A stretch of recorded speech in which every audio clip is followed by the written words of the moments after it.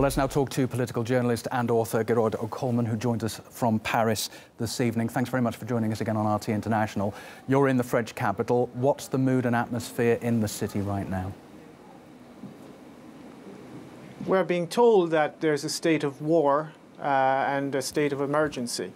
We've had this before. We had this in January, and for several weeks we had non-stop sirens and non-stop chatter on the radio about the threat from radical Islam and terrorist groups and so on.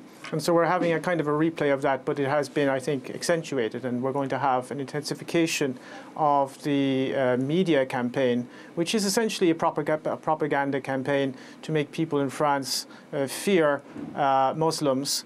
We need to be clear about the origin of the war on terror. The war on terror is, I quote, orchestrated from abroad. These are the words François Hollande used to describe this terrorist attack.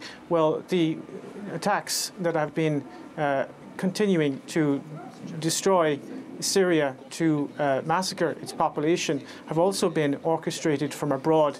They were orchestrated by NATO, and they've been carrying these attacks out against the civilian population of Syria for 4 years now. And this is a terrorist campaign that is also orchestrated from abroad.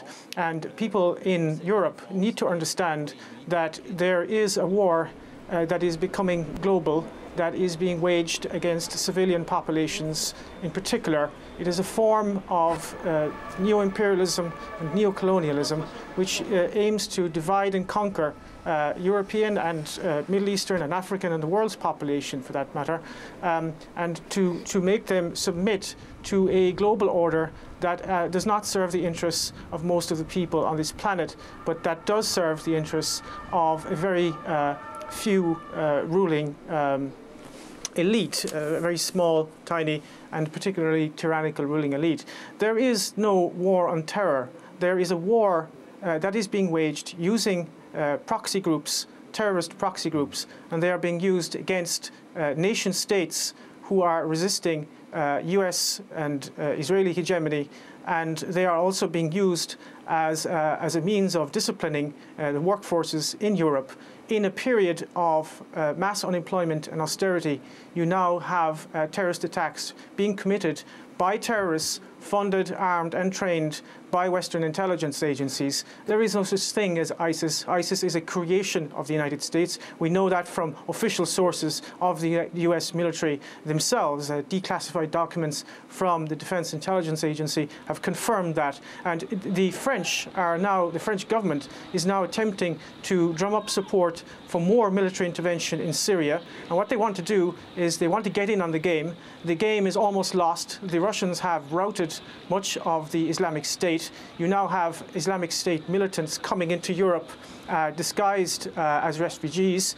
That will destabilize Central Europe, and the French government wants to get in on the game in Syria and prop up those so-called moderate rebels. There are no moderate rebels, of course, in Syria. There are al-Qaeda and ISIS militants, terrorists who have been beheading people, eviscerating people, absolutely creating chaos and genocide right across the region, and this does not serve the Syrian people or anyone other than the Western corporate elites and their geopolitical interests. What do you expect France to do now in the light not only of Friday's terrorism, but 10 months on from Charlie Hebdo? It's not going to ease up on what it's doing, is it?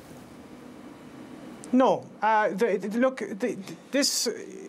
Much depends on how the French public will react. If they will, we are being bombarded now with a media propaganda campaign. There's this non-stop talk where we're told not to go out in the street. We're supposed to be fearful and keep quiet and so on. I think there is going to be a campaign against dissidents in France. They're very worried about the new media that has emerged in recent years, and they are very worried about the alternative media. So I think there you will see, we saw this actually after the attacks in January, you will see a conflation of terrorism and dissidents. So one of the tools which the mass media uses to discredit any kind of rational questioning of the established order, and particularly the war on terrorism, is to deride those who would question the war on terrorism as conspiracy theorists. And I think you're going to see a crackdown on so-called conspiracy theorists and websites that actually publish rational and honest analysis of what is happening. So you're going to see more of that type of intellectual terrorism, which is already at boiling point in France. I mean, it's got to the point now where you have professors in universities who are being intimidated. You have school teachers who are basically being fired for even suggesting that there may be a link between French imperialism and terrorism. There was one case recently, for example, of a school teacher who almost lost his job when he suggested there might be a link between French foreign policy and terrorism. So we are going through a period of deep intellectual terrorism. And of course, these random terrorist acts, which are a form of low-intensity civil war. I think that the current crisis, the refugee crisis, which is really a form of coercive engineered migration, because it could have easily have been prevented, this form of coercive engineered migration is going to make this a lot worse, and it is going to create the conditions of civil war. It is a natural consequence, of course, of globalization, of financial capitalism. This is essentially what it leads to. I mean, it leads to a breakdown of society. And the only way in which they can kind of keep everybody down is by a policy of divide and conquer. So you're going to see a situation where you've got very much a Wahhabized working class in France. They're being Wahhabized by the allies of the French political elite, the Saudis and the Qataris. They're building Wahhabite mosques all over the place. And that is going to Wahhabize the youth, and they're going to be then used as pawns, if you like, in much bigger geopolitical wars, proxy wars against Russia, proxy wars against Iran in the Middle East, and so on.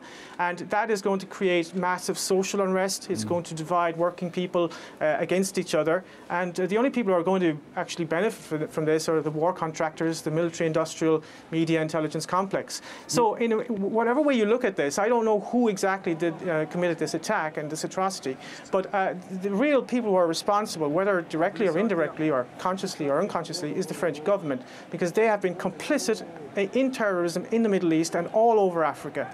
And that needs to be understood. And if we don't understand that, this is going to continue and it's going to deteriorate.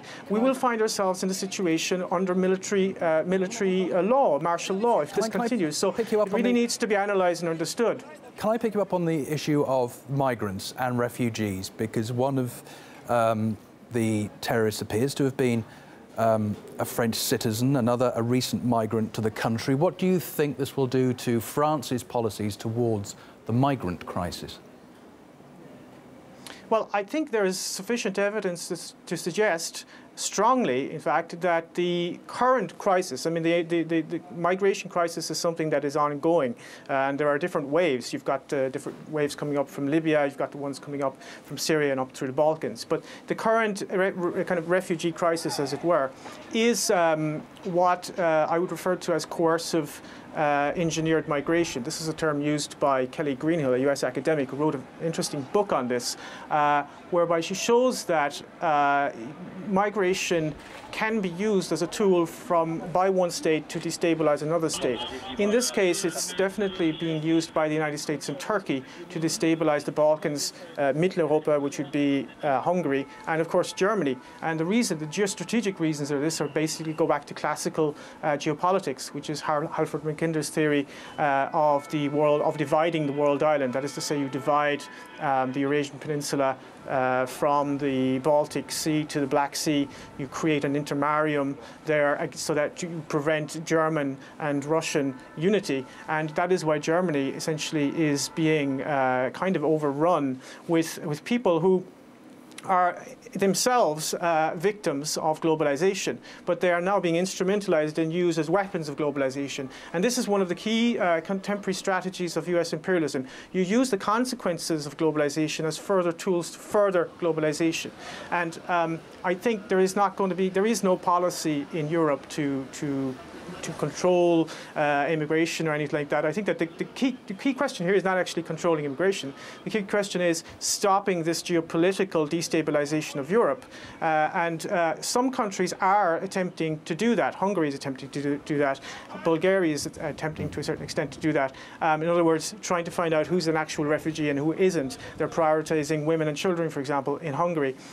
That's a rational approach. But of course, Viktor Orban of Hungary is being demonized by the European Union for his insistence on implementing the laws of the European Union and of a Hungarian nation state. Here, you're in a situation where the French government is totally subordinate to US dictates. This is a country that has been completely taken over by US imperialism, just as Germany. And France doesn't really have a foreign policy. It does whatever Washington tells it to do. OK, it's always good to get your thoughts on this. Gearoid O'Colmain, thanks very much for joining us from Paris this Saturday evening.